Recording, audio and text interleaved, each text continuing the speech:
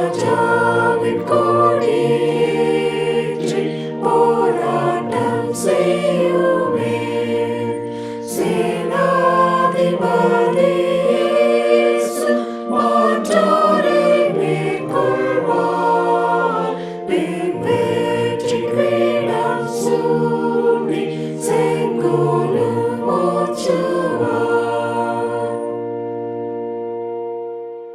நல்மீட்பர் பட்சமெல்லும் எக்காலம் ஊதுகிறார். போர்க்கோலத்தோடு சென்று மெய் விசுவாசத்தால் அஞ்சாமல் ஆண்மையோடு போராடி வாருமே. பிசாசின் திரள் சேனை நீர் வீழ்த்தி வெல்லுமே. நல்மீட்பர் பட்சமெல்லும் எவ்வீர சூரமும் நம்பாமல் திவ்ய சக்தி வெற்றி பிரயோகியும் சர்வாயுதத்தை கர்த்தாவை சாருமே. என் மோசமும் பாராமல் உன் தங்கை செல்லுவே. ஜெபம் செய்வோம். தாயும் தந்தையுமாகிய அன்பின் அருட்கடவுளே, இந்த மகிழ்ச்சியான காலை வேளைக்காய், இந்த இக்கட்டான பயம் நிறைந்த சூழலிலே நாங்கள் இல்லங்களிலிருந்து இந்த ஊடகத்தின் வாயிலாக உம்மை நாங்கள் வழிபடும்படியாக நீர் கொடுத்திருக்கிற வாய்ப்புக்கு நன்றி செலுத்துகின்றோம். தொடர்ந்து இந்த வழிபாடை நீர் எங்களுக்கு ஆசீர்வதியும். எங்களுக்கு திருக்கரத்தில் அர்ப்பணிக்கிறோம். பிதா, குமாரன், பரிசுத்தாவின் திருப்பெயராலே ஆமேன். அன்பானவர்களே, இந்த வழிபாடானது இரண்டாம் ஆராதனை முறையை நாம் பின்பற்றுவோம். நாம் இல்லங்களிலிருந்து அமர்ந்தோம் அல்லது முழங்காற்படியிட்டோம், குடும்பமாக அமர்ந்திருந்து நாம் இரண்டாம் வழிபாடு முறைமை நாம் பின்பற்றுவோம். நாம் கடவுளை தொழுவோம். கடவுள் ஆவியாயிருக்கிறார். அவரை தொழுது கொள்ளுகிறவர்கள் ஆவியோடும் உண்மையோடும் அவரை தொழுது கொள்ள வேண்டும். நம்முடைய பிதாவாகிய கடவுளாலும் கர்த்தராகிய இயேசு கிறிஸ்துவினாலும் நமக்கு கிருபையும் சமாதானம் உண்டாவதாக. இது கர்த்தர் உண்டு பண்ணின நாள், இதில் களி கூர்ந்து மகிழ கடவோம். ஆண்டவரே, எங்கள் உதடுகளை திறந்தருளும். அப்பொழுது எங்கள் வாய் உம்முடைய புகழை அறிவிக்கும். பிதாவுக்கும் குமாரனுக்கும் பரிசுத்தாவிக்கும் மகிமை உண்டாவதாக. ஆதியிலும் இப்பொழுதும் எப்பொழுதுமான சதாகாலங்களிலும் மகிமை உண்டாவதாக. ஆமென். திரியேக கடவுளை போற்றுவோம். முதலாம் பகுதி. சேனையின் கர்த்தராக நீர் பரிசுத்தர், பரிசுத்தர், பரிசுத்தர். வானம் பூமி மகிமையால் நிறைந்திருக்கிறது. உன்னதத்திலே ஓசன்னா. கர்த்தரின் நாமத்தினாலே வந்தவரும் வருகிறோமானவர் ஸ்தோத்திரிக்கப்பட்டவர். உன்னதத்திலே ஓசன்னா. கடவுளே நீர் பரிசுத்தர். கடவுளே நீர் பரிசுத்தர். சர்வ வல்லமரே நீர் பரிசுத்தர். சர்வ வல்லவரே நீர் பரிசுத்தர். சாவாமை உடையவரே நீர் பரிசுத்தர். சாவாமையுடையவரே நீர் பரிசுத்தர். ஆண்டவரே, எங்களுக்காக சிலுவையில் அறையுண்டு எங்கள் மீட்பரே எங்கள் மேல் கிருபையாயிரும். ஆண்டவரே, எங்களுக்காக சிலுவையில் அறையுண்ட எங்கள் மீட்பரே எங்கள் மேல் கிருபையாயிரும். பரிசுத்த ஆவியாகிய ஆண்டவரே எங்கள் மேல் கிருபையாயிரும். பரிசுத்த ஆவியாகிய ஆண்டவரே எங்கள் மேல் கிருபையாயிரும். ஆண்டவரே, எங்கள் விண்ணப்பங்களையும் ஆராதனை ஏற்றுக்கொண்டு எங்கள் மேல் கிருபையாயிரும். ஆண்டவரே, எங்கள் மேல் மனதுருகி எங்கள் மேல் கிருபையாயிரும். பாவரிக்கை. நமக்கு பாவம் இல்லை என்போமானால் நம்மை நாமே வஞ்சிக்கிறவர்களாயிருப்போம். நமக்குள் உண்மை இல்லை. நமது பாவங்களை அறிக்கையிட்டால் பாவங்களை நமக்கு மன்னித்திய வீடு நீங்கள் சுத்திகரித்ததற்கு அவர் நம்பத்தக்க ஒரு நீதியும் உள்ளவருமாயிருக்கிறார். நான் எழுந்தேன் தகப்படத்திற்கு போய், தகப்பனே, பரத்துக்கு விரோதமாக பார்வையில் பாவம் செய்தேன். இனி உடைய மகன் என்று சொல்லப்படுவதற்கு நான் பாத்திரன் அல்லன். உம்முடைய கூலிக்காரர் உருவாக வைத்துக் கொள்ளும் என்பேன். கடவுளுடைய அரசு சமீபத்திருக்கிறது. மனம் திரும்பி நற்செய்தி மீது நம்பிக்கை வையுங்கள். நமது பலவீனுக்காக பரிதபிக்க முடியாத பிரதான ஆசை அமைக்கிறாமல் எல்லாவிதத்தில் நம்மை போல் சோதிக்கப்பட்டு பாவமில்லாத பிரதான ஆசை நமக்கு இருக்கிறார். ஆகவே நாம் இருக்கின்ற நிலைகளிலே அல்லது முழங்காற்படியிட்டோம் நாம் நம்மை சோதித்தறிவோமாக. சோர்வர கடவுளத்தில் நாம் நமது பாவங்களை தாழ்மையோடு அறிக்கிடுவோம். பின்வரும் முதலாம் பாவரிக்கும் ஜபத்தை அனைவரும் சொல்லுவோம். சர்வ வல்லமையும் மிகுந்த இரக்கமுள்ள பிதாவே, தப்பிப்போன ஆடுகளைப் போல நாங்கள் உம்முடைய வழிகளை விட்டு வழியை அலைந்து போனோம். எங்கள் இதயத்தின் யோசனைகளுக்கு விருப்பங்களுக்கு மிகவும் இணங்கி நடந்தோம். புது பரிசுத்த கற்பனைக்கு விரோதமாய் குற்றம் செய்தோம். செய்யத்தக்கவை செய்யாமல் செய்து வந்தோம். எங்களுக்கு சுகமே இல்லை. ஆனாலும் ஆண்டவரே, தேவரீரானவராகிய இயேசு கிறிஸ்துவின் மூலமாய் மனிதர்களுக்கு செய்த வாக்குத்தத்தங்களின்படியே நிர்வாகிகளாகிய எங்களுக்கு இறங்கும். தப்பிதங்களை அறிக்கிறீரே, எங்கள் மேல் பொறுமையாயிரும். பாவத்தின் தொக்கப்படுகிற எங்களை சீர்படுத்தும். மிகவும் இரக்கமுள்ள பிதாவை, உங்களுடைய பரிசுத்த நாமத்துக்கு மகிமை உண்டாகும்படி நாங்கள் இனி தெய்வ பக்தியும் நீதியும் தெளிந்த புத்தி உள்ளவர்களாய் நடந்து வர இயேசு கிறிஸ்துவின் எங்களுக்கு கிருபை செய்தருளோம். ஆமென். சர்வ வல்லமையும் மிகுந்த இரக்கமுள்ள ஆண்டவரும் மன்னிப்பையும் பாவ நியமத்தை கட்டளையிட்டருடையும் வாழ்க்கையை சிறுபடுத்தான காலத்தையும் தமது பரிசுத்தாவின் கிருபையும் தட்டில் தந்தருள்வாராக. ஆமென். திருமறை பதில வாசிக்க கேட்போம். வாசிக்கும்படியாக கொடுக்கப்பட்ட முதலாம் வேதபாடம் ஆதியாகமம் 41 அதிகாரம் வசனம் 37 முதல் 43 முடிய. ஆதியாகமம் 41 அதிகாரம் வசனங்கள் 37 முதல் 43 முடிய. இந்த வார்த்தை பார்வோனுடைய பார்வைக்கும் அவன் ஊழியக்காரர் எல்லாருடைய பார்வைக்கும் நன்றாய் கண்டது. அப்பொழுது பார்வோன் தன் ஊழியக்காரரை நோக்கி, தேவ ஆவியை பெற்ற இந்த மனுஷனைப் போல் வேறு ஒருவன் உண்டோ என்றான். பின்பு பார்வோன் யோசேப்பை நோக்கி, தேவன் இவை எல்லாவற்றையும் உனக்கு வெளிப்படுத்தியிருக்கிறபடியால் உன்னை போல் விவேகமும் ஞானமும் உள்ளவன் வேறு ஒருவனும் இல்லை. நீ என் அரண்மனைக்கு அதிகாரியாய் இருப்பாய். உன் வாக்கின்படியே என் ஜனங்கள் எல்லாரும் அடங்கி நடக்க கடவார்கள். சிங்காசனத்தில் மாத்திரம் உன்னிலும் நான் பெரியவனாய் இருப்பேன் என்றான். பின்னும் பார்வோன் யோசேப்பை நோக்கி, பார், எகிப்து தேசம் முழுமைக்கும் உன்னை அதிகாரியாக்கினேன் என்று சொல்லி பார்வோன் தன் கையில் போட்டிருந்த தன் முத்திரை மோதிரத்தை கழட்டி அதை யோசேப்பின் கையில் போட்டு மெல்லிய வஸ்திரங்களை அவனுக்கு உடுத்தி பொன் சரபணியை அவன் கழுத்திலே தரித்து தன்னுடைய 2ஆம் ரதத்தின் மேல் அவனை ஏற்றி தண்டனைத்து பணியுங்கள் என்று அவனுக்கு முன்பாக கூறுவித்து எகிப்து தேசம் முழுமைக்கும் அவனை அதிகாரியாக்கினான். வாசிக்கும்படியாக கொடுக்கப்பட்ட முதலாம் வேத பாடம் வாசித்து முடிந்தாயிற்று. தேவனே உமக்கு மகிமை உண்டாதாக. வாசிக்கும்படியாக கொடுக்கப்பட்ட 2ஆம் வேத பாடம் அப்போஸ்தலனாகிய பவுல் பிலிப்பியருக்கு எழுதின நிருபம் 3ஆம் அதிகாரம் வசனங்கள் 1 முதல் 16 வரை. பிலிப்பியர் 3ஆம் அதிகாரம் வசனங்கள் 1 முதல். மேலும் என் சகோதரரே, கர்த்தருக்குள் சந்தோஷப்படுங்கள். எழுதினவைகளையே எழுதுவது எனக்கு வருத்தம் அல்ல, அது உங்களுக்கு நலமாய் இருக்கும். நாய்களுக்கு எச்சரிக்கையாய் இருங்கள், பொல்லாத வேலையாட்களுக்கு எச்சரிக்கையாய் இருங்கள், சுன்னத்துக்காரருக்கு எச்சரிக்கையாய் இருங்கள். ஏனெனில் மாம்சத்தின் மேல் நம்பிக்கையாய் இராமல் ஆவியினாலே தேவனுக்கு ஆராதனை செய்து கிறிஸ்து இயேசுவுக்குள் மேன்மை பாராட்டுகிற நாமே விருத்த சேதனம் உள்ளவர்கள். மாம்சத்தின் மேல் நம்பிக்கை வைக்க வேண்டுமானால் நானும் வைக்கலாம். வேறு ஒருவன் மாம்சத்தின் மேல் நம்பிக்கையாய் இருக்க நினைத்தால் நான் அதிகமாய் அப்படி செய்யலாம். நான் 8ஆம் நாளில் விருத்த சேதனம் அடைந்தவன். இஸ்ரவேல் வம்சத்தான், பென்யாமின் கோத்திரத்தான், எபிரேயரில் பிறந்த எபிரேயன், நியாய பிரமாணத்தின்படி பரிசேயன், பக்தி வைராக்கியத்தின்படி சபையை துன்பப்படுத்தினவன், நியாய பிரமாணத்துக்குரிய நீதியின்படி குற்றம் சாட்டப்படாதவன். ஆகிலும் எனக்கு லாபமாயிருந்தவைகள் எவைகளோ அவைகளை கிறிஸ்துவுக்காக நஷ்டம் என்று எண்ணினேன். அது மாத்திரமல்ல, என் கர்த்தராகிய கிறிஸ்து இயேசுவை அறிகிற அறிவின் மேன்மைக்காக எல்லாவற்றையும் நஷ்டம் என்று எண்ணிக்கொண்டிருக்கிறேன். நான் கிறிஸ்துவை ஆதாயப்படுத்தி கொள்ளும்படிக்கும் நியாய பிரமாணத்தினால் வருகிற சுய நீதியை உடையவனாய் இராமல் கிறிஸ்துவை பற்றும் விசுவாசத்தினால் வருகிறதும் விசுவாசம் மூலமாய் தேவனால் உண்டாய் இருக்கிறதுமான நீதியை உடையவனாய் இருந்து கிறிஸ்துவுக்குள் இருக்கிறவன் என்று காணப்படும்படிக்கும் இப்படி நான் அவரையும் அவருடைய உயிர் தெழுதலின் வல்லமையையும் அவருடைய பாடுகளின் ஐக்கியத்தையும் அறிகிறதற்கும் அவருடைய மரணத்துக்கு ஒப்பான மரணத்துக்குள்ளாகி எப்படியாயினும் நான் மரித்தோரிலிருந்து உயிரோடு எழுந்திருப்பதற்கும் தகுதியாகும் படிக்கும் அவருக்காக எல்லாவற்றையும் நஷ்டம் என்று விட்டேன், குப்பையுமாக எண்ணுகிறேன். நான் அடைந்தாயிற்று அல்லது முற்றும் தேறினவனானேன் என்று எண்ணாமல் கிறிஸ்து இயேசுவினால் நான் எதற்காக பிடிக்கப்பட்டேனோ அதை நான் பிடித்து கொள்ளும்படி ஆசையாய் தொடர்கிறேன்.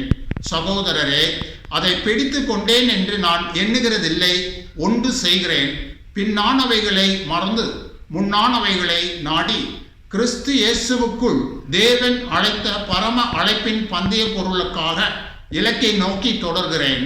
ஆகையால் நம்மில் தேறினவர்கள் யாவரும் இந்த சிந்தையாய் இருக்க கடவோம். எந்த காரியத்திலாவது நீங்கள் வேறே சிந்தையாய் இருந்தால் அதையும் தேவன் உங்களுக்கு வெளிப்படுத்துவார். ஆகிலும் நாம் எதுவரையில் தேறி இருக்கிறோமோ அது முதல் ஒரே ஒழுங்காய் நடந்து கொண்டு ஒரே சிந்தையாய் இருப்போமாக. பாடம் முடிந்தது. தேவனே உமக்கு ஸ்தோத்திரம் உண்டாவதாக. வாசிக்க வேண்டிய நற்செய்தி நூல் பரிசுத்த மத்தேயு எழுதின சுவிசேஷம் 19ஆம் அதிகாரம் வசனங்கள் 16 முதல் 22 முடிய. மத்தேயு 16 முதல். அப்பொழுது ஒருவன் வந்து அவரை நோக்கி, நல்ல போதகரே, நித்திய ஜீவனை அடைவதற்கு நான் எந்த நன்மையை செய்ய வேண்டும் என்று கேட்டான். அதற்கு அவர், நீ என்னை நல்லவன் என்று சொல்வானேன்? தேவன் ஒருவர் தவிர நல்லவன் ஒருவனும் இல்லையே. நீ ஜீவனில் பிரவேசிக்க விரும்பினால் கற்பனைகளை கைக்கொள் என்றான். அவன் அவரை நோக்கி, எவைகளை என்று கேட்டான். அதற்கு இயேசு, கொலை செய்யாதிருப்பாயாக, விபச்சாரம் செய்யாதிருப்பாயாக, களவு செய்யாதிருப்பாயாக, பொய்சாட்சி சொல்லாதிருப்பாயாக, உன் தகப்பனையும் உன் தாயையும் கனம் பண்ணுவாயாக, உன்னிடத்தில் நீ அன்பு கூறுவது போல பிறனிடத்திலும் அன்பு கூறுவாயாக என்பவையே என்றான். அந்த வாலிபன் அவரை நோக்கி, இவைகளையெல்லாம் என் சிறு வயது முதல் கை கொண்டிருக்கிறேன், இன்னும் என்னிடத்தில் குறைவு என்ன என்றான். அதற்கு இயேசு, நீ பூரண சற்குணவனாய் இருக்க விரும்பினால் போய் உனக்கு உண்டானவைகளை விற்று தரித்திரரை கொடு, அப்பொழுது பரலோகத்தில் உனக்கு பொக்கிஷம் உண்டாயிருக்கும், பின்பு என்னை பின்பற்றி வா என்றான். அந்த வாலிபன் மிகுந்த ஆஸ்தி உள்ளவனாய் இருந்தபடியால் இந்த வார்த்தையை கேட்டபொழுது துக்கமடைந்தவனாய் போய்விட்டான். வாசிக்க வேண்டிய சுவிசேஷ வேத பாடம் வாசித்தாயிற்று.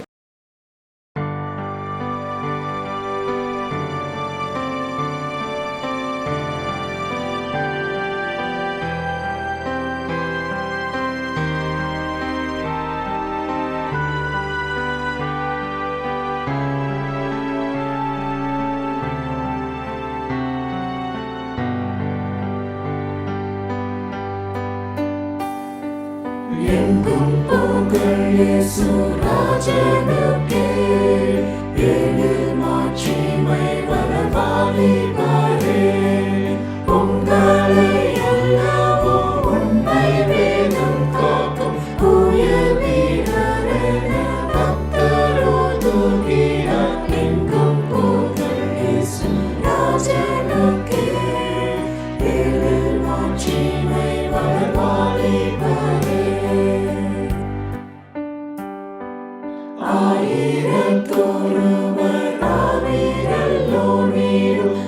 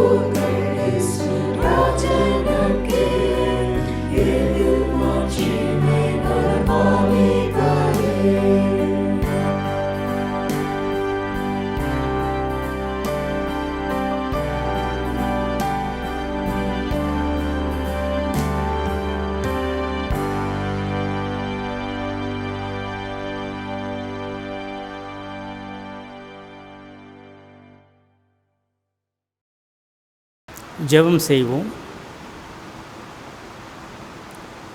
அன்பு நிறைந்த எங்கள் தகப்பனே, நன்றியோடு துதிக்கிறோம். உம்முடைய பிள்ளைகளாக நாங்கள் உம்மை தொழுது கொள்ள உம் கரத்திலிருந்து நன்மைகளை பெற்றோம் என்பதை உணர்ந்து நன்றி செலுத்துகின்றோம். சிறப்பாக இந்த வாலிபர் ஞாயிறிலும் உம்முடைய பிரசன்னத்தை தந்து ஒவ்வொரு இளைஞரையும் நீர் ஆசீர்வதிக்க வேண்டும், பயன்படுத்த வேண்டும், உயர்த்த வேண்டும் என்று உம்முடைய சமூகத்தில் கெஞ்சுகின்றோம். திருச்சபையாக எங்களுடைய திருச்சபையில் உள்ள அத்தனை பேரையும் உம் கரத்தில் படைக்கின்றோம். உம்முடைய வார்த்தைகளை கேட்க எங்களுக்கு உதவி தாரும். எங்களை நாங்களே ஆய்ந்து பார்க்க உதவி தாரும். தொடர்ந்து பேசும் இயேசுவின் நாமத்திலே கேட்கிறோம் அன்புள்ள பிதாவே, ஆமேன். கிறிஸ்துக்குள் அன்பானவர்களே, உங்கள் அனைவரையும் ஆண்டவர் இயேசு கிறிஸ்துனுடைய திருப்பெயரினாலே வாழ்த்துகிறேன். கர்த்தர் உங்கள் அனைவரையும் ஆசீர்வதிப்பாராக. நம்முடைய பேராயத்திலே ஒவ்வொரு மாதத்திலும் ஒரு சிறப்பை நாம் கொண்டாடுகிறோம். ஜூன் மாதம் வாலிபர் ஞாயிறு கொண்டாடுகிறோம். ஜூலை மாதம் நற்செய்தியை கொண்டாடுகிறோம். ஆகஸ்ட் மாதம் பெண்கள் ஞாயிறு என்று கொண்டாடுகின்றோம். செப்டம்பர் மாதத்திலே ஸ்தோத்திர பண்டிகையாக கொண்டாடுகிறோம். அக்டோபர் மாதத்திலே முதியோரை குறித்து நாம் கொண்டாடுகிறோம். நவம்பர் மாதத்திலே சிறு பிள்ளைகளை குறித்து நாம் சிந்திக்கிறோம். எனவே இத்தகைய ஒரு திட்டத்தை பேராயம் நமக்கு தந்திருக்கு. இந்த மாதத்திலே வாலிபர் ஞாயிறு. யார் வாலிபர்? 16 35 முடிய உள்ள அந்த பகுதியை சொல்லலாம். 12 வயது இயேசு கிறிஸ்து எருசலேம் சென்றது. எனவே 12 வயதிலிருந்து ஒருவர் அடல்ட் என்கின்ற அந்த சொல்லை சொல்லக்கூடியவர் நிலையிலே இருக்கிறார். ஆனால் நம்முடைய நாட்டின் சட்டத்திலே 18 வயது வரை அவர்கள் சிறார்கள், சிறு பிள்ளைகள் என்று கருதுகிறது. எப்படி இருந்தாலும் இந்த காலம் சிலருக்கு மாறுபடலாம் என்றாலும் வாலிப வயது எப்போதும் எல்லோராலும் விரும்பப்படுகின்ற ஒரு காலம். முதியவர்கள் வாலிபர்களைப் போல காட்டிக்கொள்ள விரும்புவார்கள். சிறு பிள்ளைகள் வாலிபர்கள் போல தங்களை அலங்கரித்து கொள்வார்கள். டை மூலமாக பிள்ளைகள் கருப்பு முடி போல இருக்க வேண்டும் என்று ஆண்களும் பெண்களும், சிறு பிள்ளைகள் மீசை இருக்கிறதோ இல்லையோ அதை தடவி பார்த்து அதன் மூலமாக தாங்கள் வாலிப வயது அடைந்து விட்டோம் என்று நினைக்கின்ற ஒரு காலம். எனவே எந்த வயதினரும் வாலிப வயதை மிகவும் விரும்புகிறார்கள். வாலிப வயது திறன் மிக்க ஒரு வயது என்று சொல்லலாம். அவர்களுக்கு நேரம் இருக்கிறது, பணி செய்யக்கூடிய பலன் இருக்கிறது, ஓரளவுக்கு கற்று தேர்ந்தவர்களாக இருக்கிறார்கள். எனவே அவர்கள் மூலமாக திருச்சபையும் பல நன்மைகளை பெற வேண்டும். வாலிபர்களாக இருந்த காலத்திலே அநேக நற்செய்தி ஊழியங்கள் ஆரம்பிக்கப்பட்டன என்று நம்முடைய தமிழ்நாட்டு வரலாறு நமக்கு சொல்லுகிறது. எனவே அவர்கள் மூலமாக எதையும் சாதிக்கலாம். இதைத்தான் அரசியல்வாதிகளும் எடுத்துக்கொள்கிறார்கள். ஆனால் தற்காலிக நிலையிலே வாலிபர்கள் சூழ்நிலை என்ன? தற்கால உலகில் வாலிபரின் ஆன்மீகம், spirituality of youth in contemporary world என்பதை குறித்து நாம் சிந்திக்க அழைக்கப்படுகின்றோம். அமெரிக்காவிலே சில ஆண்டுகளுக்கு முன்பாக பார்பரா கோஹன் என்பவரிடத்திலே அவருடைய அனுமதியை பெற்று ஒரு புத்தக கதைகள் அதை வெளியிட வேண்டும் என்று நினைத்தார்கள். ஆனால் பதிப்பிடுவோர் சில வார்த்தைகளை மட்டும் எடுத்து விட்டார்கள். கடவுள் என்கின்ற வார்த்தை போடாதீர்கள், ஏனென்றால் அது மற்ற சமயத்தினரை பாதிக்கும். அல்லாஹ் என்று சொல்லலாம், அல்லது வேறு சமயத்தவர் தங்கள் கடவுள் பெயரை சொல்லலாம். எனவே கிறிஸ்து என்றோ மற்ற வார்த்தைகளை சொல்லும் பொழுது அது மற்றவருக்கு பிடிக்காது. எனவே பொதுவாக இருக்கட்டும். பைபிள் என்பதற்கு பதிலாக புத்தகம் என்று சொல்லிவிடுங்கள். ஏனென்றால் குரான் ஏன் சொல்லவில்லை என்று சொல்லக்கூடாது, உபாகமம் உபநிடதங்கள் ஏன் சொல்லக்கூடாது என்று சொல்லக்கூடாது. எனவே இவைகளை நீக்கிவிட்டு கதைகளை சொல்லலாம் என்று சொன்னார்களாம். அப்போது அந்த மாதிரி சொன்னாங்க, அவைகளை நீக்கிவிட்டு கதைகள் சொல்ல முடியாது, அது என்னுடைய நம்பிக்கையையும் எடுத்து காட்டுகிறது. பல நேரங்களில் இப்பொழுது நடைமுறையிலே பார்க்கும் பொழுது no moral science in our education system, no religious teachings in our religious educational system. ஏன் இது எல்லாருக்கும் பொருந்தாது என்று நினைக்கிறார்கள். ஆனால் இத்தகைய சூழலிலே தான் அதிகம் தேவை. உலகம் மாறிக்கொண்டே இருக்கிறது என்கின்ற நிலையிலே கடவுளை பற்றிய நம்பிக்கை ஆழ்ந்திருந்தால்தான் அவர்கள் வெற்றி பெற முடியும், அறிந்து கொள்ளால்தான் அவர்கள் நீச்சல் போட முடியும் என்பதை நாம் உணர அழைக்கப்படுகின்றோம். 3 தலைப்பு கீழாக நான் உங்களோடு சேர்ந்து சிந்திக்க விரும்புகின்றேன். கடவுள் கரத்தின் கருவியான ஆன்மீகம், கற்பு நெறியில் ஆன்மீகம், கனிவான பகிர்வில் ஆன்மீகம். கடவுளின் கரத்திலே கருவியாக இருந்து செயல்படுகின்ற வார்த்தை. ஆன்மீகம் என்றால் என்ன? நாம் ஒருவேளை ஒவ்வொரு காலத்தில் ஒன்று சொல்லுவோம், கோயிலுக்கு ஒழுங்காக போகிறாரு, காணிக்கு ஒழுங்காக போகிறார் கொடுக்குறாரு, அல்லது அவர் மற்ற காரியங்களுக்கு நன்மைக்காக சோஷியல் சர்வீஸ் அதிகமாக செய்கிறாரு, அல்லது அவர் எப்பவுமே பைபிள் கையோடு இருப்பார், எந்த ஊரில் ஜெபம் நடந்தாலும் அவர் போயிடுவார் என்று சொல்லி இவைகளை அடையாளமாக நாம் சொல்லுவோம். ஆனால் இவைகள் மட்டும் போதாது. ஆன்மீக வாழ்க்கை என்பது புத்தகத்தோடோ சொல்லோடோ நிறைவு பெறுவதில்லை. மாறாக இயேசுவோடு கூட தொடர்பு படும் பொழுது தான், நம்முடைய வாழ்க்கையோடு தொடர்படும் பொழுது தான் அது முழுமையான பலன் தருகிறது.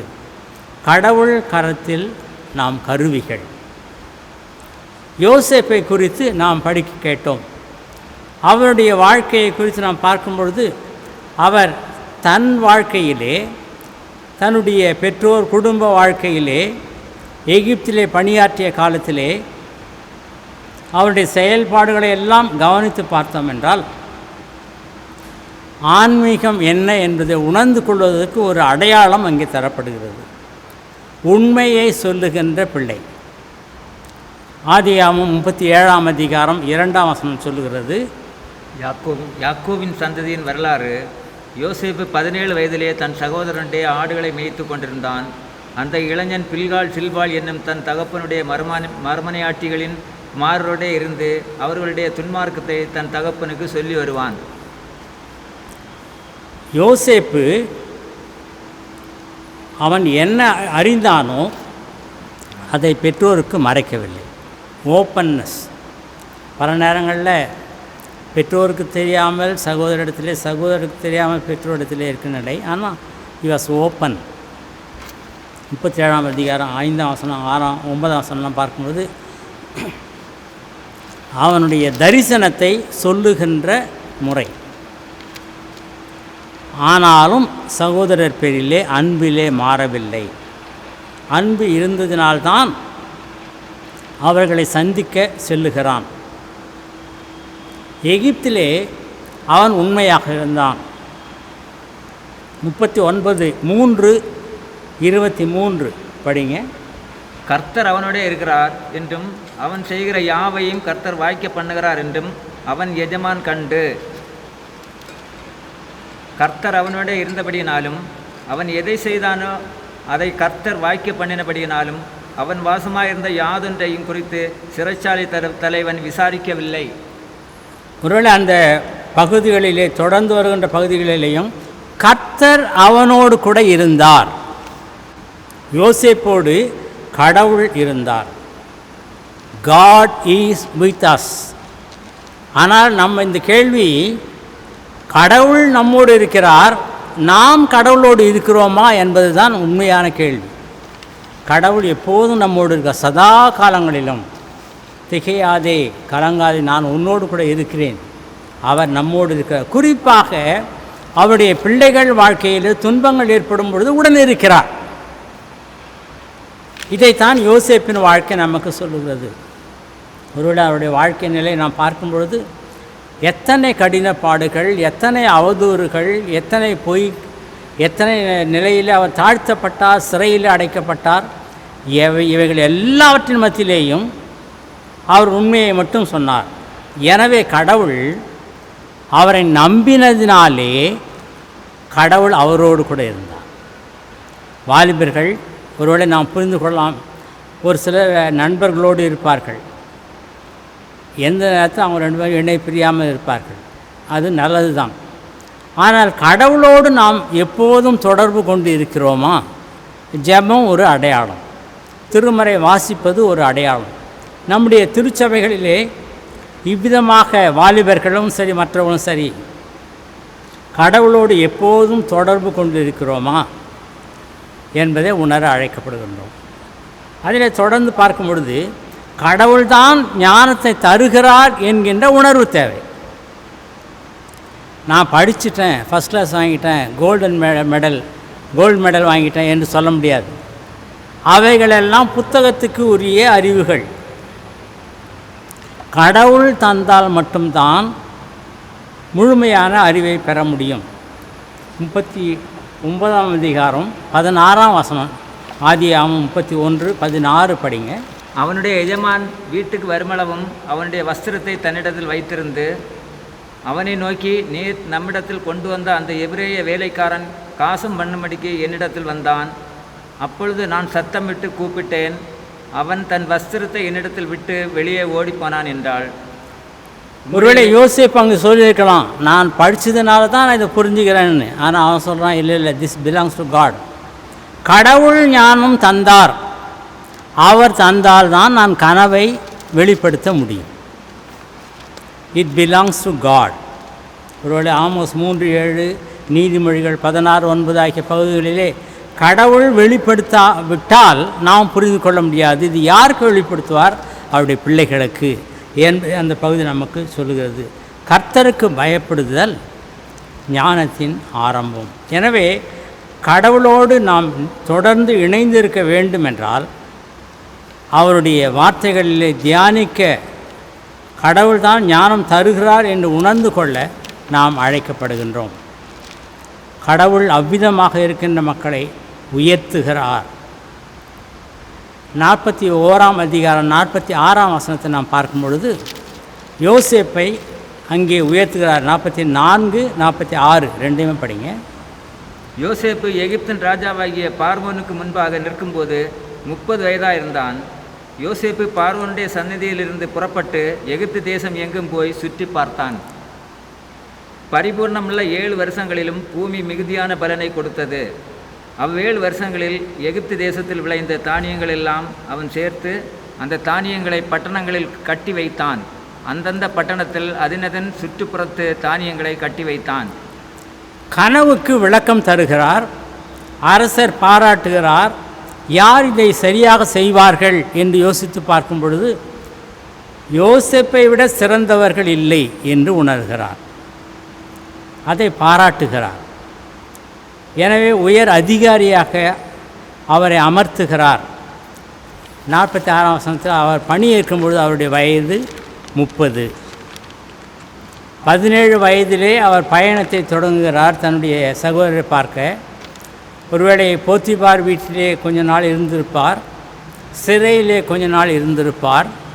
இப்பொழுது அவர் அதிகாரியாக மாறுகிறார். அப்பொழுது அவர் வயது 30, வாலிபராக இருக்கிறார்.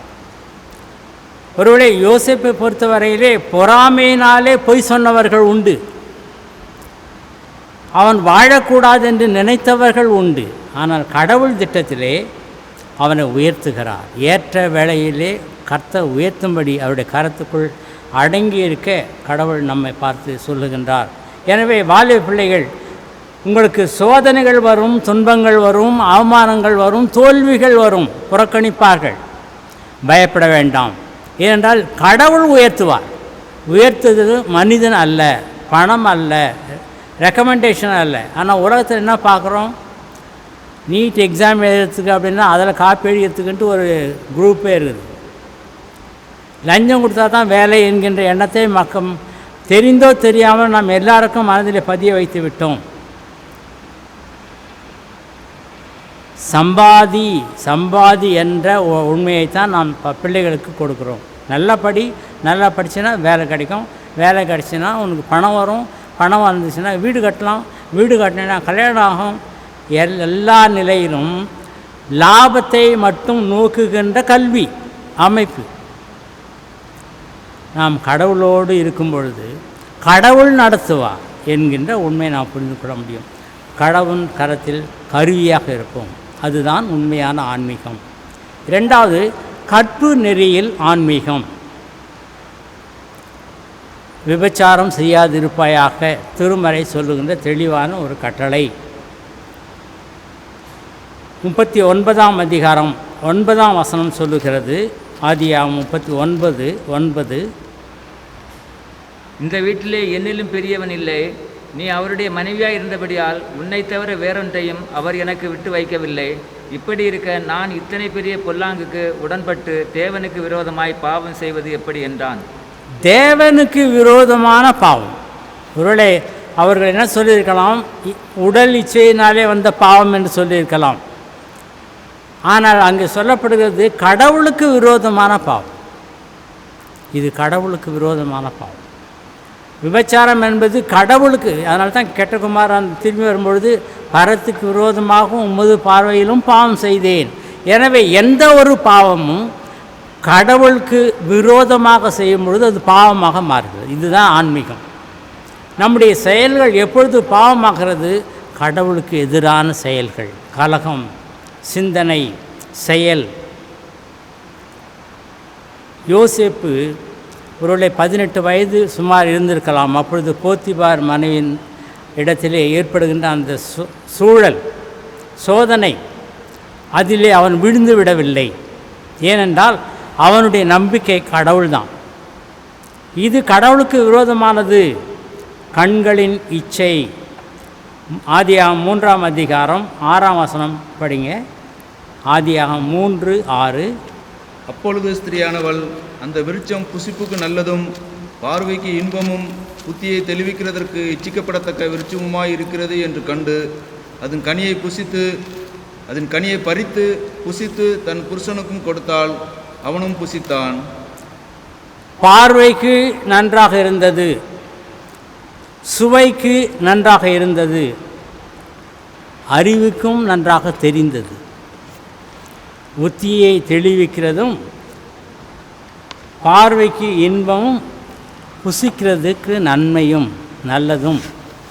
ஆனால் அது தீமை. ஒருவேளை நம்முடைய அறிவியல் சொல்வது இதெல்லாம் நல்லா இருக்கும், உடலிலே, உள்ளத்திலே, மனதிலே மகிழ்ச்சி இருக்கும்.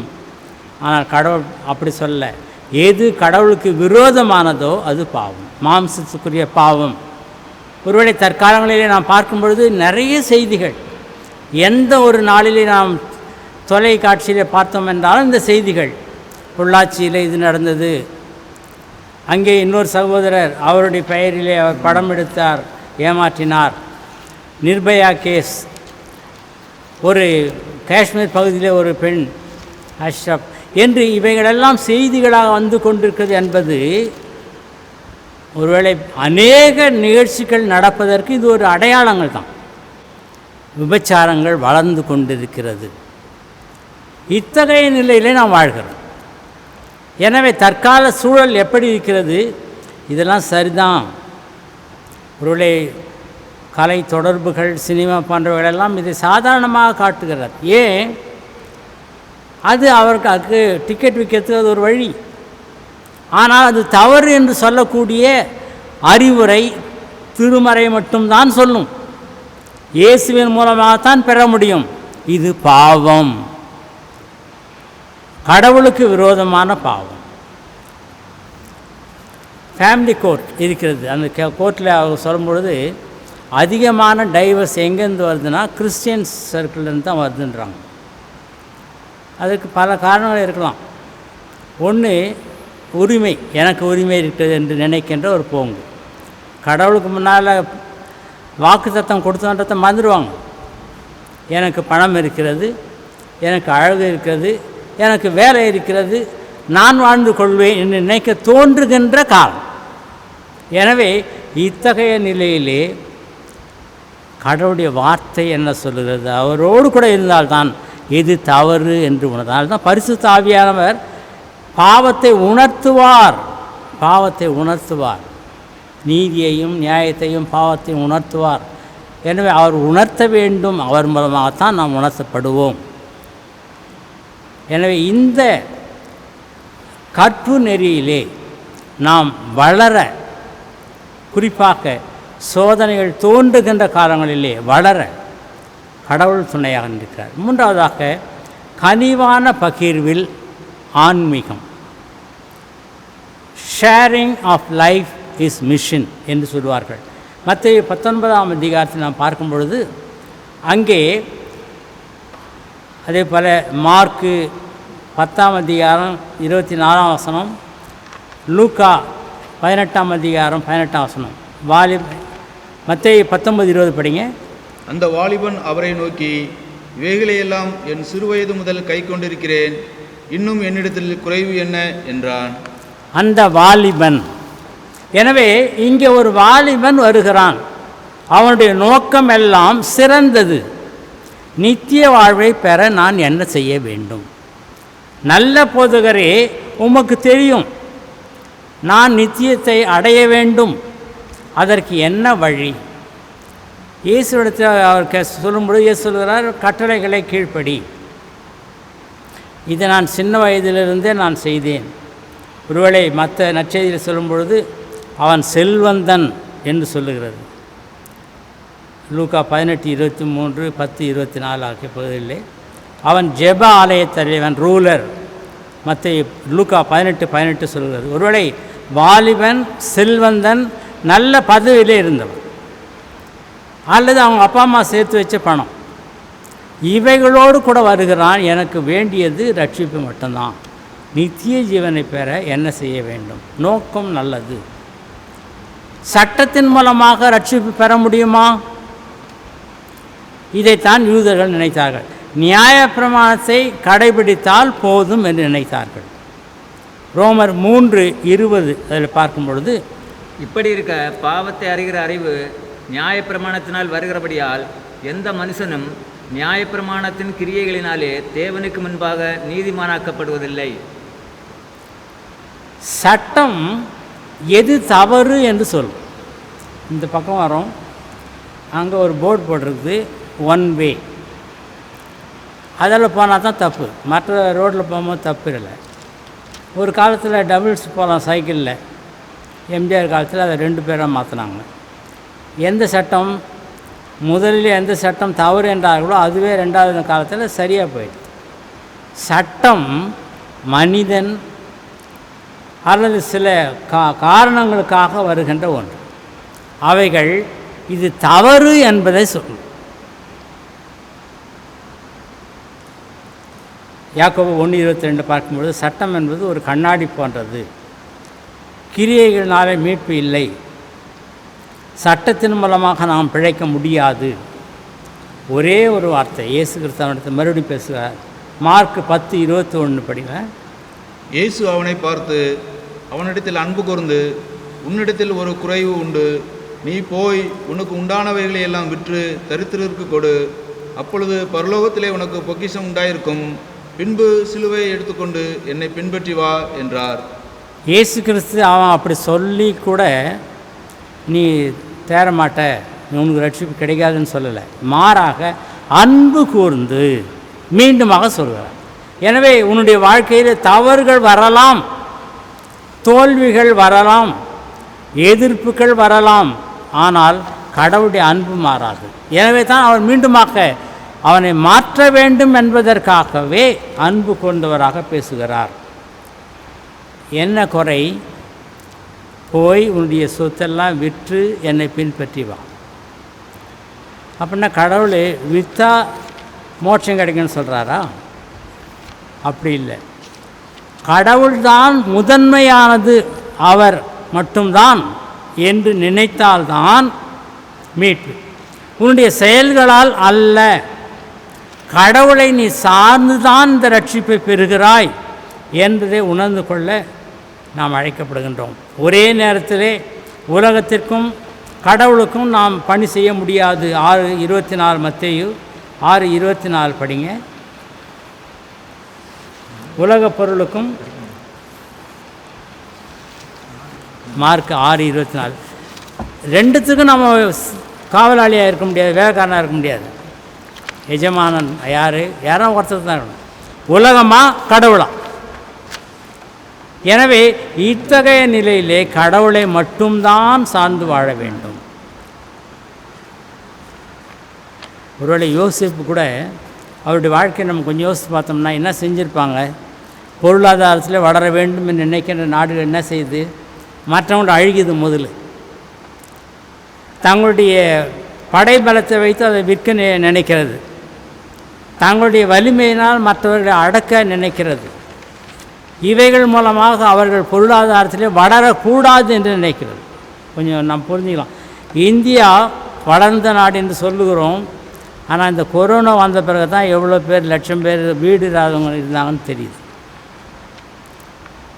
நடந்து போக வழி இல்லாதவங்க எத்தனை பேருன்னு தெரிஞ்சுது. அத்தகைய நிலையிலே நாம் இருக்கிறோம். மற்றவர்கள் வாழ்வதற்காக பிறரை அழிக்கின்ற நிலை, இதுதான் உலகம். இந்த நிலையிலே நாம் எப்படி உதவுகிறோம்? பார்வனிடத்தில் சொல்லி இதெல்லாம் நீங்கள் சேர்த்து வைங்க, 7 வருஷம் வளையத்தை வச்சு 7 வருஷம் இல்லை, இன்னும் கொஞ்ச நாள் வந்தால் கூட பரவாயில்லை என்று சேர்த்து வைக்க சொல்லியிருக்கலாம். ஆனால் அவர் 7ஆம் வருஷத்திலிருந்து விற்க ஆரம்பிக்கிறார். Which means he wanted to help the whole world. ஏன்னா கொடுத்தது கடவுள், வளம் தந்தவர் கடவுள், அதை மற்றவர்களுக்கு கொடு. ஒருவேளை அந்த காலத்தில் பண்டம் மாற்று இருந்திருக்கலாம், ஷேரிங். ஒருவேளை அது அவனுடைய நாடே கூட வந்திருக்கலாம். எனவே கடவுள் பதுக்கி வைக்க கொடுக்கவில்லை, மாறாக பகிர்ந்து கொடுக்கிறார். ஒரு தகப்பன் தன்னுடைய பிள்ளையிடத்திலே சரியாக வளர்க்கவில்லையோ என்கின்ற ஒரு எண்ணம் வந்தது. அவர் ஒரு ஜட்ஜ். மகன் மிகவும் மோசமான ஒரு வாழ்க்கையை வாழ்ந்தான், குடித்தான், திருடினான். ஒரு குறிப்பிட்ட காலகட்டத்திலே அவன் மேல் கொலை பழி விழுந்தது. அந்த நிலையிலே அவன் ஏதாவது நீங்கள் சொல்ல விரும்புகிறீங்களா, உங்களுக்கு தண்டனை, மரண தண்டனைன்னு சொல்லும் பொழுது, இதற்கு காரணம் என்னுடைய அப்பா தான். அவர் ஜட்ஜி. அவரிடத்தில் நான் எந்த ஆலோசனை கேட்டாலும் அவர் என்ன சொல்லுவார்? அம்மாவை போய் கேளு, நான் புஸ்தகம் எழுதிங்கிறேன், நான் முக்கியமான வேலை செய்கிறேன். அவர் எனக்கு நேரமும் தரவில்லை, அறிவுரையும் தரவில்லை, அன்பு பாராட்டி மாற்றவும் இல்லை. பல நேரங்களில் நம்முடைய சென்னை நகரத்தில் டைம் இல்லை, அவங்கள போய் கேளு, டியூஷன் மாஸ்டரை கேளு என்று தள்ளி விடுகிறோமே தவிர நாம் அவர்களுக்கு என்ன பதில் சொல்லுகிறோம்? அவர்களிடத்தில் எந்த அளவுக்கு நேரம் செலவிடுகிறோம்? He was judge but not able to bring his own child as a better citizen. எனவே அத்தகைய நிலையிலே நம்முடைய திருச்சபைகள் கூட இருக்கிறது. சொல்ல வேண்டிய திருச்சபை, சொல்ல வேண்டிய குடும்பம், சொல்ல வேண்டிய சமுதாயம் சொல்ல தவறிவிடுகிறது. வளர விட்டு பிறகு ஜட்ஜ்மெண்ட். வாலிப வயதிலே உன் சிருஷ்டிகரை நினை. எந்த திருச்சபையிலும் வாலிபர்கள் ஒரு காரியத்தை சொன்னாலும் புதிய சமுதாயத்தை அமைக்கக்கூடியவர்கள், ஆன்மீகம் புதிய ஆன்மீகமாக மாற்றக்கூடியவர்கள்.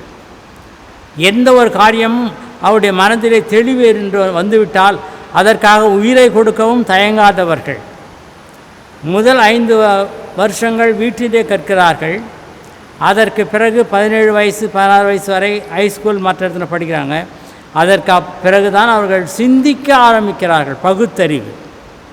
அந்த காலகட்டம் தான் வாலிப பருவம். அவர்களிடத்திலே இது சரி என்கின்ற உணர்வை ஏற்படுத்திவிட்டால் கடவுள் ராயத்தை கட்டுவதிலே அவர்களை காட்டிலும் உயர்ந்தவர்களாக யாரும் இருக்க முடியாது. இந்த பணியை திருச்சபை பெற்றிருக்கிறது, குடும்பம் பெற்றிருக்கிறது. வாலிபர்கள் தங்கள் வாழ்க்கையிலே யாரை பார்த்து நடக்க வேண்டும்? இயேசுவை பார்த்து, இயேசுவை போல நட என் மகனே. அன்புக்குரியவர்களே, ஒருவேளை நிறைவாக நாம் சிந்திக்கும் பொழுது கடவுள் கரத்தில் கொடுத்து கடவுளோடு தொடர்பு கொண்டால்தான் ஆன்மீகம் பிறக்கும். அவர் சொல்லுகின்ற கட்டளைகளை புரிந்து கொண்டு அன்பினாலே மாறுவதுதான் புதிய ஆன்மீகத்தை நமக்கு தரும். பகிர்ந்து கொடுப்பதன் மூலமாகத்தான் உண்மையான ஆன்மீகம் மலரும். ஏனென்றால் கடவுளுடைய அரசு கட்டப்படுவதற்கு நாம் பொறுப்பாளிகள். எனவே தான் அவரை அப்பா என்று சொல்கிறோம், வருகை என்று சொல்லுகிறோம். அவருடைய அரசு இத்தகைய மக்களை கொண்டுதான் கடவுள் கட்டப்போகிறார். குறிப்பாக திருச்சபையின் அடித்தளம் எதிர்கால அடித்தளம் அல்ல, இன்றும் அடித்தளம்தான். உங்கள் மூலமாக திருச்சபையை, சமுதாயத்தை சமைக்க முடியும். கடவுள் உங்கள் அனைவரையும் மாற்றி உங்கள் மூலமாக புதிய ஆன்மீகத்தை உலகத்திற்கு தர ஜெபிக்கிறேன். கடவுள் உங்களை ஆசீர்வதிப்பாராக. ஆமேன். ஜெபம் செய்வோம். பரிசுத்தமுள்ள எங்கள் தகப்பனே, நன்றியோடு துதிக்கிறோம். நீ தருகின்ற வார்த்தைகள் நாங்கள் கட்டப்படுவதற்கு உதவியாக இருக்கிறது. எங்களுடைய திருச்சபையில் உள்ள வாலிப பிள்ளைகள் ஒவ்வொருவரையும் உம்முடைய பாதத்தில் வைக்கின்றோம். உம்முடைய அன்பை நாங்கள் பெற்றவர்களாக உலகத்திலே நாங்கள் உமக்கே முதல் இடம் தர எங்களுக்கு உதவி தாரும். நீர் கற்றுத்தாரும், கருவிகளாக மாற்றும், பண்படுத்தும், பயன்படுத்தும். குறைவுகள் வரும்பொழுது அவைகளை எடுத்து சொல்லி எங்களை புது மனிதராக மாற்றும், புதிய ஆன்மீகத்துக்குள்ளாக வழி நடத்தும். மற்றவர்களோடு இந்த அன்பை பகிர்ந்து கொள்ளுகின்ற உதவியை தாரும். எங்களுடைய திருச்சபையின் அத்தனை வாலிப பிள்ளைகளையும் உங்களுடைய பாதத்தில் வைக்கின்றோம். John's church Medavakkam, good Samaritan church Pallikaranai, Chithalapakkam John church, அதில் உள்ள ஒவ்வொரு வாலிபரையும் கரத்திலே வைக்கின்றோம். எங்கள் வாழ்க்கையிலே நீர் அதிக அக்கறை கொண்டவர். உமக்காக நாங்கள் பணியாற்ற உதவி தாரும். இயேசுவின் நாமத்திலே கேட்கிறோம் அன்புள்ள பிதாவே, ஆமேன். அருளுரை கேட்ட நாம் இல்லங்களில் அமர்ந்தோ அல்லது முழங்காற்படியிட்டோம். பக்கம் 15ஆம் பக்கத்தில் உள்ள அப்போஸ்தலர் விசுவாச பிரமாணத்தை அனைவரும் இணைந்து சொல்லுவோம். பக்கம் 15ஆம் பக்கத்தில் உள்ள அப்போஸ்தலர் விசுவாச பிரமாணத்தை அனைவரும் இணைந்து சொல்லுவோம். வானத்தை பூமியும் படைத்த சர்வ வல்லமையுள்ள தேவனை விசுவாசிக்கிறேன். அவருடைய ஒரே குமாரனாகிய நம்முடைய நாதர் இயேசு கிறிஸ்து விசுவாசிக்கிறேன். அவர் பரிசுத்த ஆவியினாலே கன்னிமரிடத்தில் பிறந்து பிறந்தார். பொந்து பிலாத்தின் காலத்தில் பாடுபட்டு சிலுவையில் அறையுண்டு மரித்து அடக்கம் பண்ணப்பட்டு பாதாளத்தில் இறங்கினார். 3ஆம் நாள் மரித்தோரிலிருந்து எழுந்தருளினார். பரமண்டலத்துக்கு ஏறி சர்வ வல்லமையுள்ள பிதாவாகிய தேவனுடைய வலது பாசத்தில் வீற்றிருக்கிறார். அவ்விடத்திலிருந்து உயிருள்ளோரையும் மரித்தோரையும் நியாயம் தீர்க்க வருவார். பரிசுத்த ஆவியும் விசுவாசிக்கிறேன். பொதுவாக இருக்கிற பரிசுத்த சபையும் பரிசுத்தவான்களுடைய ஐக்கியமும் பாவ மன்னிப்பும் சரீரம் உயிர்த்தெழுதலும் நித்திய ஜீவனும் உண்டென்று விசுவாசிக்கிறேன். ஆமென். பிறந்த நாள் திருமண நாள் வாழ்த்துக்களை இப்போது நாம் தெரிவித்துக் கொள்வோம். தூய யோவான் ஆலயம் இறை மக்களாக மேடவாக்கம் திருச்சபை பிறந்த நாட்களும் திருமண நாட்களை காண்கிற திருச்சபை சார்பாக அன்புடன் வாழ்த்துகிறோம். நல்ல சமாரியன் திருச்சபை பள்ளிக்கரண திருச்சபை சார்ந்த இறைமக்கள் மற்றும் பிறந்தநாள் திருமண நாள் காண்கின்ற அனைவரும் அன்புடன் வாழ்த்துகிறோம். தூய யோவான் ஆலயம் சித்தாலப்பாக்கம் சார்ந்த இறைமக்கள் பிறந்த நாட்கள் திருமண நாட்களை காண்கிற அனைவரும் அன்புடன் வாழ்த்துகிறோம். ஜெபம் செய்வோம். தாயும் தந்தையுமாகிய நல்ல கடவுளே, நாங்கள் நிற்பதும் நிர்மூலமாகாது இருப்பதும் சுத்த கிருபை. இம்மட்டும் நீர் எங்களுக்கு போதுமானவராக இருந்திருக்கிறீர். இம்மட்டும் நீர் பலன் தந்து எங்களை வழிநடத்தி ஆசீர்வதித்திருக்கிறீர். நன்றி செலுத்துகிறோம். தாவீது சொல்லுகிறது போல நாங்கள் கர்த்தரை காலத்திலும் தோற்றுரிப்போம் என்று சொன்ன வண்ணமாக நாங்கள் எப்பொழுது நன்றி செலுத்துகிற மக்களாய் தொடர்ந்து நீர் எங்கள் மட்டும் எங்கள் வழியெடுத்து வந்திருக்கிறீர். நன்றி செலுத்துகிறோம். குறிப்பாக இந்த வாரத்தில் பிறந்த நாட்களும் திருமண நாட்களை காண்கின்ற இறை மக்களை நாங்கள் ஆஸ்வதிக்க வேண்டும் எடுத்து மாநாடுகிறோம். இப்பொழுது முழங்காற்படியிட்டு இப்படி சமூகத்தில் நின்று கொண்டிருக்கிற ஒவ்வொருவரையும் தகப்படையும் திருக்கரத்தை அர்ப்பணிக்கிறோம். தாயின் கருவிந்து பிரித்தெடுத்து இந்நாள் வரை நீர் அவருக்கு போதுமானவராக இருக்கிறீர். நீர் ஆற்றல் படுத்திருக்கிறீர், வழியெடுத்து வந்திருக்கிறீர், பாதுகாப்பு தந்திருக்கிறீர், மகிழ்ச்சி தந்திருக்கிறீர். நன்றி செலுத்துகிறோம். எதிர்நோக்கிற புதிய ஆண்டில் அப்படிப்பட்ட சூழல் நிறைவான பாதுகாப்பு தந்து நிறைவான வழியெடுத்தோடு கூட இன்னும் அநேக இப்படிப்பட்ட சிறப்பான நாட்களை காண கர்த்தவதேசன் இன்றைக்கு திருச்சபையாக குடும்பத்தாரை வாழ்த்துகிற கர்த்தர் பொறுப்பெடுத்துக் கொள்ளும். தந்தை மைந்தன் துயான் திருப்பெயரில் வாழ்த்துகிறோம். ஆமேன்.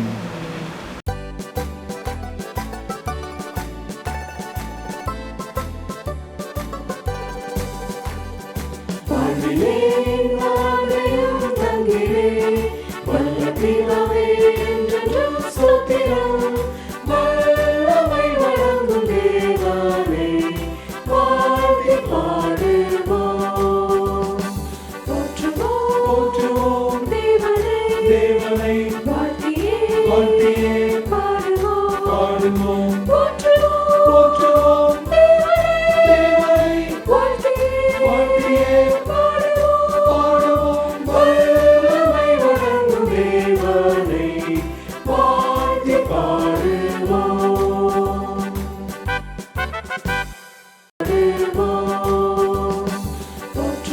போற்றுவோம் தேவனை வாழ்த்தியே பாடுவோம் போற்றுவோம் தேவனை வாழ்த்தியே பாடுவோம் வல்லமை வழங்கும் தேவனை வாழ்த்தி பாடுவோம். கர்த்தாவே எங்களுக்கு இறங்கும். கிறிஸ்துவே எங்களுக்கு இறங்கும். கர்த்தாவே எங்களுக்கு இறங்கும். அனைவரும் சொல்லுவோம். பரமண்டல இருக்க எங்கள் பிதாவே, உடைய நாமம் பரிசுத்தப்படுவதாக, உடைய ராஜ்யம் வருவதாக, உடைய சித்தம் பரமண்டலத்திலே செய்யப்படுவது போல பூமியிலையும் செய்யப்படுவதாக.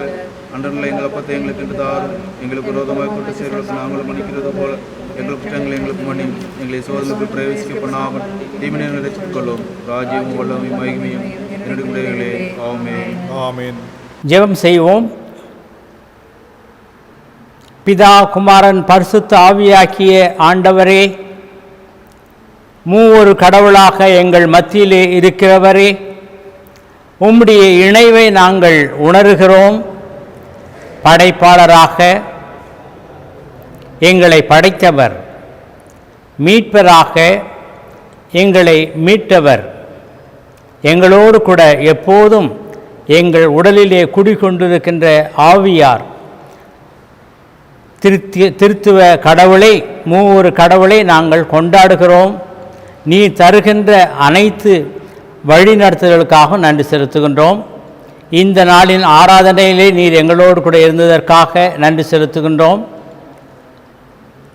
தியானங்களுக்காக, பாடல்களுக்காக, அனைத்து நிகழ்வுகளிலும் பங்கேற்க நீ தந்த வாய்ப்பிற்காக நன்றி செலுத்துகின்றோம்.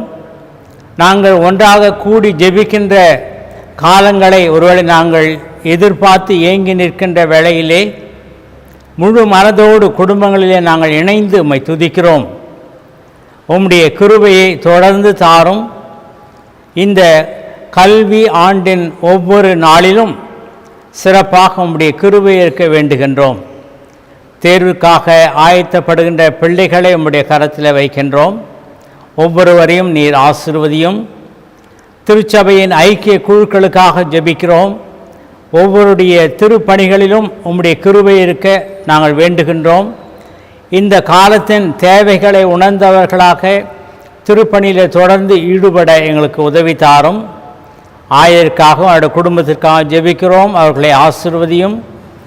செயலர், பொருளர் இவர்களுக்காகவும், சேகர குழுவிற்காகவும், ஐக்கிய குழுக்களின் பொறுப்பாளர்கள் அனைவருக்காகவும் நன்றி செலுத்துகின்றோம். ஒவ்வொரு குடும்பத்தையும் பாதத்தில் வைக்கின்றோம்.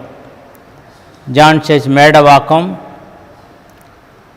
Good Samaritan church Pallikaranai, John church Chitharapakkam என்று 3 திருச்சபைகளிலும் உடைய பிரசன்னம் தொடர்ந்து இருக்க நாங்கள் வேண்டுகின்றோம். கர்த்தரே ஆளுகை செய்யும். கொரோனா காலத்திலே ஆண்டவரே, நாங்கள் பயத்தோடும் கவலையோடும் இருக்கின்ற அந்த வேளைகளிலே நான் உங்களோடு கூட இருக்கிறேன், வழி நடத்துகின்ற கடவுளாக, உங்களை மீட்கின்ற கடவுளாக என்று நீர் உணர்த்துவதற்காக நன்றி செலுத்துகின்றோம். படைத்தவர் கரிசனை கொண்டவர் என்பதை உணர்ந்தவர்களாக எங்களை முழுமையாக உம் கரத்தில் ஒப்படைக்கின்றோம். தொடர்ந்து அனைவரும் கூடி வந்து உம்மை துதிக்கின்ற அந்த காலத்தை விரைவாய் தாரும். வந்திருக்கின்ற இந்த காணொளி மூலமாக பங்கு பெறுகின்ற அத்தனை பேரையும் ஆசீர்வதியும். இயேசுவின் நாமத்திலே கேட்கிறோம் அன்புள்ள பிதாவே, ஆமீன். தாயும் தந்தையும் ஆகிய கடவுளின் அன்பும், மைந்தராகிய இயேசுவினரோடும், உந்துதராகிய ஆவியின் உறவும் நம் அனைவரோடும், குறிப்பாக வழிபாட்டு இணைந்து கொண்டிருக்கிற அனைவரோடும் கருணை, கிருபை, பிரசன்ன வழிநடத்தல் என்றும் என்று சாக்கலம் தங்கியிருப்பதாக. ஆமீன்.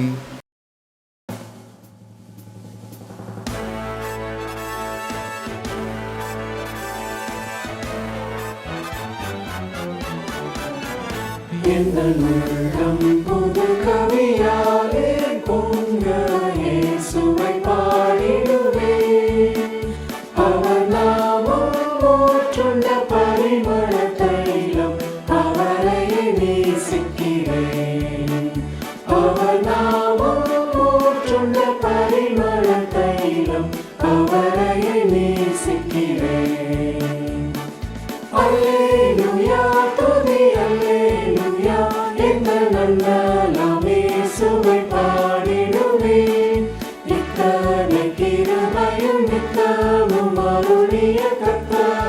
கொண்டாடுவேன். இத்தனை கிருபையும் நித்தமும் அருளிய கர்த்தரை கொண்டாடுவேன். சென்ற காலம் முழுவதும் காத்தாரே, ஓர் சேதமும் அணுகாமல் சொந்தமாக ஆசீர் பொழிந்தனக்கென்றும் சுகபலன் அளித்தாரே. சொந்தமாக ஆசீர் பொழிந்தனக்கென்றும் சுகபலன் அளித்தாரே. அல்லேலூயா, துதி அல்லேலூயா, எங்கள் நன்னலம் இயேசுவை பாடிடுவேன். இத்தனை கிருபையும் நித்தமும் அருளிய கர்த்தரை கொண்டாடுவேன். இத்தனை கிருபையும் நித்தமும் அருளிய கர்த்தரை கொண்டாடுவேன். பஞ்சகாலம் பெருகிட நேர்ந்தாலும் தாம் தஞ்சமையானாரே. அங்கும் இங்கும் நோய்கள் பரவி வந்தாலும் அடைக்கலம் அளித்தாரே. அங்கும் இங்கும் நோய்கள் பரவி வந்தாலும் அடைக்கலம் அளித்தாரே. அல்லேலூயா, துதி அல்லேலூயா, எந்த நன்னலம் இயேசுவை பாடிடுவேன். இத்தனை கிருபையும் நித்தமும் அருளிய கர்த்தரை கொண்டாடுவேன். இத்தனை கிருபையும் நித்தமும்